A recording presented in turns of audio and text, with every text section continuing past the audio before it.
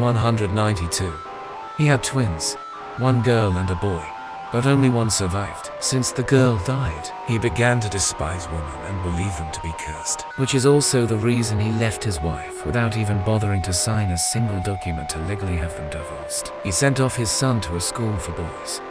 He did this because he didn't want his son to be around those cursed girls. A year after he bought him a bicycle. The bicycle was fire-powered, could zoom, and had jet engines. It was a deep plum with lime swirls as markings. The wheels were thin, but they worked. He would have gotten a different color, but it was on discount.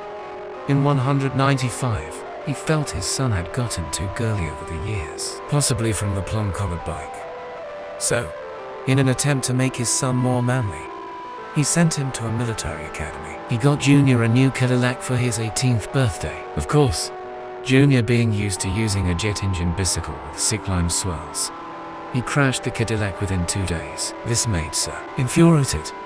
After some heavy debating and arguing, Sir finally agreed to repair the car. About a month later, he enrolled his son into Stanford University. Though after 2 years of him going to this school, an administrator at the university, Miss Daisy Windsor, found out that Junior had been taken from his mother by his father 20 years ago. Reluctantly, Sir paid her not to say anything. He then took his son with him and moved off to France, in hopes he would be able to live there and not be found by his son's mother. Though after 3 years living there, he met a handsome dragon. The dragon was turquoise with orange speckles across his arms and legs. He wore the finest tux and a grand bounty along with it. He had horns like a ram, 2 sets on his head. He had some spikes on his tail as well. His spikes and horns were a banana color.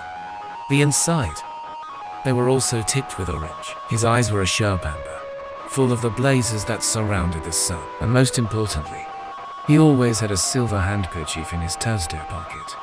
No wings, but he can fly. Lovesick for the dragon, he bought him some flowers, along with a house and interior decorative to decorate the inside, in hopes of getting to live there with his future dragon husband. After a while, he decided to finally propose to the dragon. He paid his son the majority of the money he had left, saying that once he had spent the rest, he would give the bank account information to his son to use from now on so he could live the remainder of his life out peacefully with the dragon. He used the rest of the money that he hadn't given his son to rent a hotel for their honeymoon and buy him some flowers. After that, he spent the next 3 months moving all of his stuff over to Junior's account. Moving on to Junior's side of the story, Junior was very much the ladies' man. He bought gowns and sweets for his women, and some lingerie even for a little fun. In 1928 and 1929, he spent some money on himself and his wife at the sports store and boatery. As he and his wife both loved sports and boats and accessories, he paid his friend Tony Spaghetti to help him get things for the wedding he was preparing for.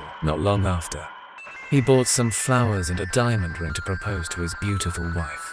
Sadly, his father did not attend the wedding, as he was too scared to invite him in fear he would be shamed for having married a woman despite his father's beliefs on women. Not long after the wedding, he paid Miss Flossie Wentworth to kill his fiance after finding out that she had been cheating on him with an orc the whole time. He didn't want it to be right after they'd gotten married, as he believed it would be too suspicious. So he asked her to commit the murder in July of 1931.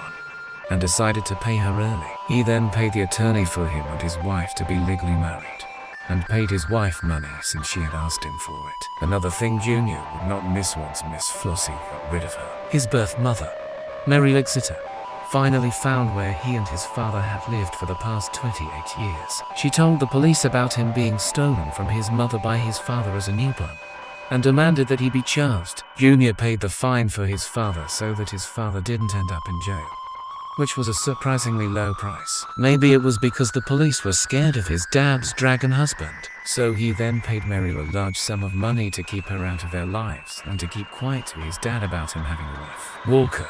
Walker, Wall, and Smith were all people who worked at the municipal court office. He paid each one to keep quiet about him having a wife to his dad. Wall and Smith had luckily requested a smaller sum of money for their silence, though his friend Tony Spaghetti had heard about this Miss Flossie Wentworth woman and needed some spare change to request her services. The next day, Tony requested more money from him. He reluctantly agreed, and gave him the money. Tony took the money and paid Miss Flossie to kill none other than Lawrence Exeter Jr. The second amount of money was really unnecessary. Tony was just gluttonous for money. Junior only a day after saw that cooler bike he wanted as a kid that wasn't purple and could fly, and bought it from a garage sale from Petter for a small amount of $25. Only 3 days after Tony's payment to Miss Flossie, she upheld her promise to both men and killed both Lawrence Exeter Jr. and his wife right on the spot. Sir took back his checkbook from his son's stash of things to pay for his hospital fees. After looking through some documents,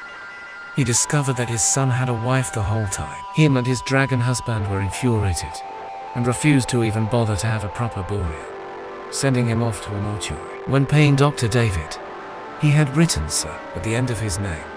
Before thinking, I'm not a senior. I did not raise my son to have a wife or to be kind to womankind. I have a son no longer. And with that, he quickly scratched out "Sir" in his name. Him and his dragon husband then lived out the rest of their lives with his son's cool bike he'd bought right before his untimely death.